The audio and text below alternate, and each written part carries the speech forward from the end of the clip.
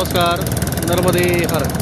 मयाच्या काठावरती पाणी भरायला येणाऱ्या ज्या मराठ्यांच्या स्त्रिया होत्या त्यांना पाणी भरताना सुरक्षित वाटावं म्हणून अशा पद्धतीचं बांधकाम मराठ्यांनी केलेलं होतं. त्याला पनघट असं म्हणतात. गंगाखेडच्या समोर ही पनघट आहे जी मी चढून गेलो होतो. याच ठिकाणी स्त्रिया पाणी भरून वरती न्यायच्या किंवा आतमध्ये वस्त्र बदलायच्या. असं मोठं दगडी बांधकाम आपल्याला केलेलं आहे. आपण मैयाची जी काही पूजा करतो त्याच्यात मैयामध्ये येणारा जी आपली भक्ती आहे. आपण टाकलेला कचरा मैयाला प्रदूषित कसा करतोय हे तुम्हाला इथं बघायला मिळेल. मगापासून मी बराच कचरा इथं पाहिला. इथून पुढं ओंकारेश्वर जवळ आहे. त्या ओंकारेश्वरच्या इथं किंवा अन्य घाटांवर केलेली जी पूजा आहे दत्त केलेलं पूजा साहित्य मैयामध्ये असं वाहून जातं. इथले नारळ वगैरे जे आहेत सुटरा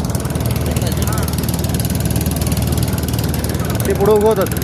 पण बाकीच्या ज्या गोष्टी आहेत ना खर्ऱ्याच्या पुड्या, विमलच्या पुड्या, गुटख्याच्या पुड्या, उदबत्तीचे कागद ते मात्र मैयामध्ये तरंगतात आणि हजारो वर्ष तशीच राहतात.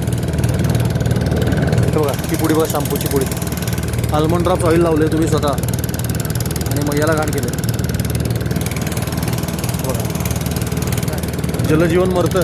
मासे हे प्लास्टिक खायचा प्रयत्न करतात आणि मरून जातात किंवा त्यांना खाणारे मोठे मासे मारतात. मोहे पन घट पर नंदलाल छेड़ गयो रे मोहे पन घट. प्लीज पनघट. ओ मोरी प्यारी भैया मरोड़ गयो मोहे पन घट पर नंदलाल छेड़ गयो.